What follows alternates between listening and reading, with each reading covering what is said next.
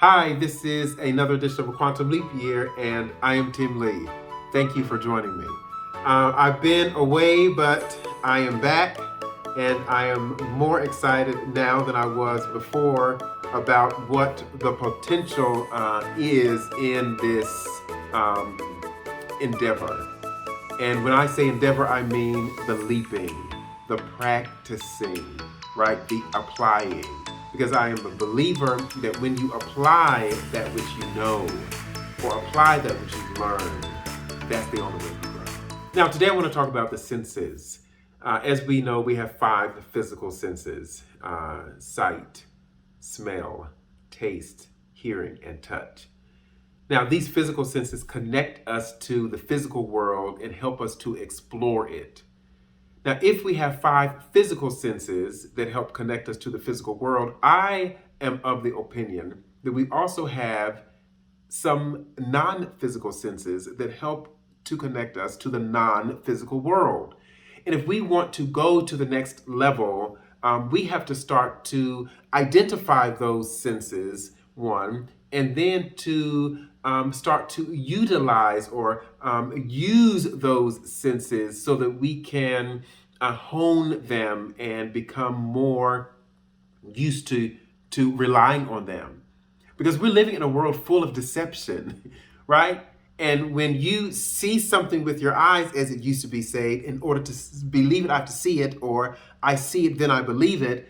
We are now in the midst of things like deep fakes, and when lies are presented as truths and come out of the mouths of people who are supposed to be trustworthy, we don't know who to believe.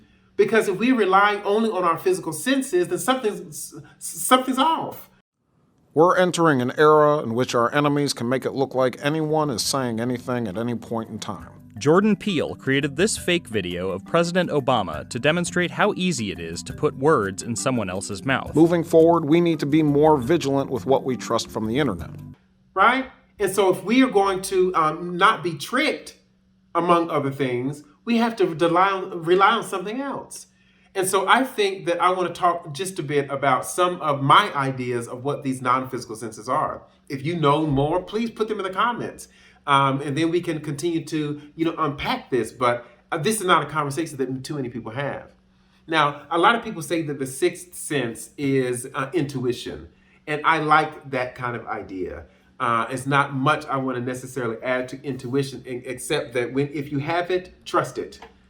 And I tell people all the time that if you sense something, which they say is in your gut, which in some senses is your first mind, follow it. Trust your intuition more than you trust people.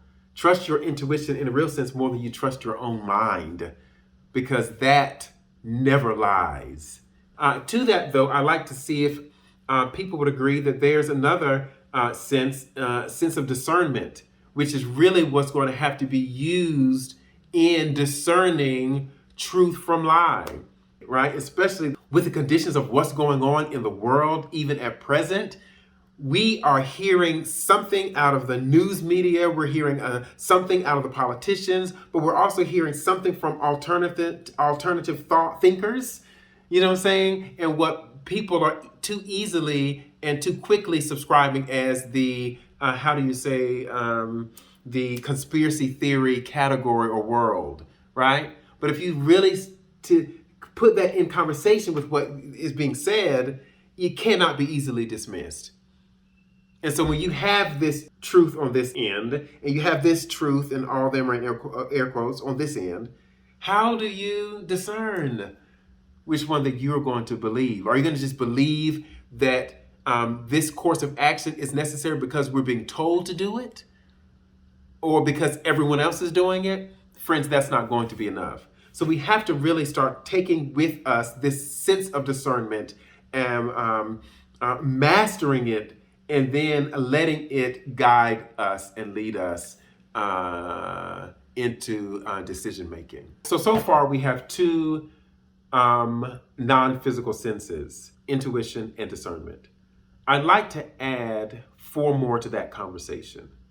And this is what was rained down upon me on the other day, and I like to share for you to consider today.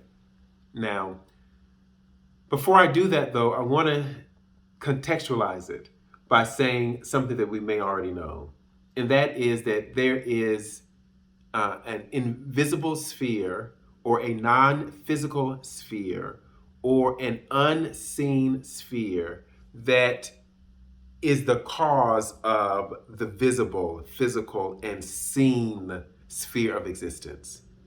And so again, we have our 5 physical senses that impact the seen, the visible, and the physical, right? Now, if our 5 senses on the physical level are of sight, smell, taste, and hearing, I think that there is a correspondence between the sight, smell, hearing, and tasting of the non-physical level. So there is an equivalent of sight that is non-physical, smell that is non-physical, hearing that is non-physical, and even tasting that is non-physical. Let me say more. 1, we have eyes because we can see. And even though that sounds simple, hear it again. We have eyes because we can see. You hear the word because there, that means that cause is there.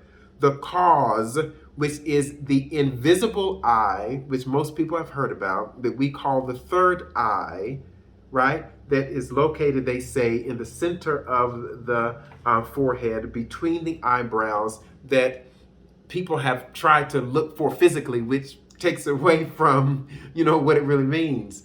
But they've identified the sources of it as it relates to functionality, which is the pineal gland. Now, that is not the third eye because it cannot be physical. But if we understand the concept around the third eye, and that when you see with that eye, you're able to see those things which we cannot see with our physical eyes, then we get what was being said, right? So there is a non-physical correlation or correspondence to the physical senses, eye being the easiest, right? Now let's go to hearing. We have ears because we can hear, same thing. Now there is an inner ear that is that ear we hear with in our dreams. That ear we hear with that connects to, I would argue, God, and connects to our soul. I want to say that one day I was dreaming and I woke up from my dream because I heard someone call my name. Tim, they said. This person was not in the room because I was living alone. How then did I hear them so audibly that I woke up from my sleep? I was able to hear them clear as day. And I think many people have had these conversations because I am hearing with the inner ear. Now, this happened happenstancely, but if it's there and we have a connection to it, I think we can learn of it and learn from it. I'll use that for now. But that is going to be that other sense. So there is a hearing, an inner hearing, perhaps even an overhearing of things that are not on the frequency of this physical space. Let's move to smell. When I think about smell, I think about really the word sense. And, they say things like dogs can sense or smell fear. In a real sense, they're saying dogs can sense fear. I don't think we can smell fear.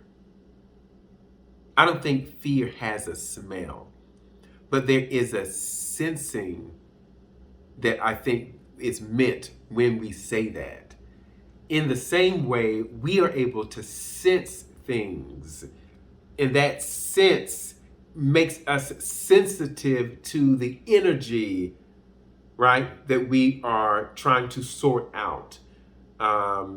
So we can sense if something is wrong with someone. You know what I'm saying? We can sense if there is danger nearby. We can sense if there is something that is the opposite of danger is nearby, right? So that is what I think that the invisible correlate to smell is. Now, is that where intuition is? Is that what I'm speaking of?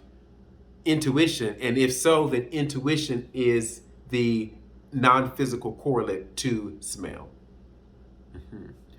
And finally, let me add taste.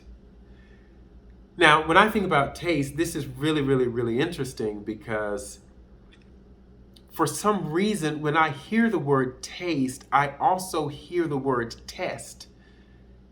And of all the four senses that I've named, sight, smell, hearing, and taste, taste is the only thing that we have to do deliberately. You can close your eyes and not see, but if your eyes are open, you're going to see what's in front of you.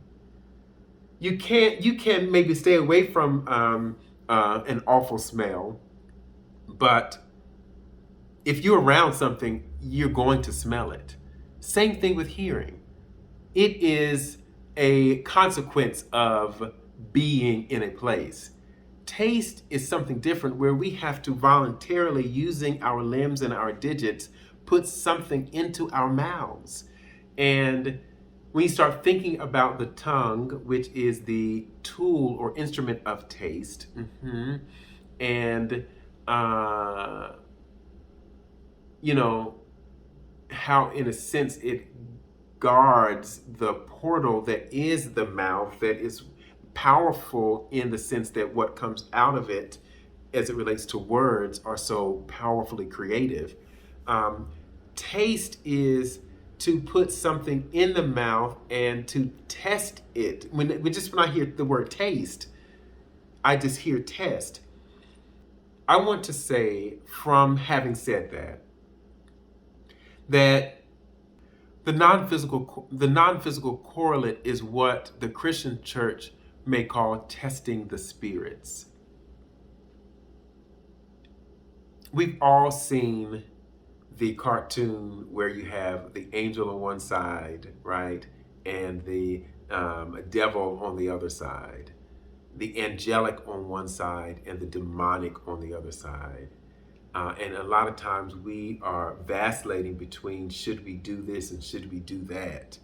To taste, in a sense, is to experience and to try this on this side, see the impact, see the effect, to try this on this side, see the impact, see the effect, then make a decision on which side you're going to go with. And so when the choice is made, that is when you essentially put that inside of you and let the energy of that impact you, maybe shift you in some ways, fuel you in deeper, maybe more aggressive wording, define you or become you.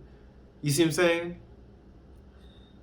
So I think that's huge. There's still a lot of work that is being done as it relates to developing the philosophical and intellectual kind of thinking of it all. Because I think when we kind of get that, we can tap into it. We can explore it. We can request of it, right? Because this is ultimately where power is and how you connect to the non-physical, which is where the causal level is. So Christianity teaches to pray.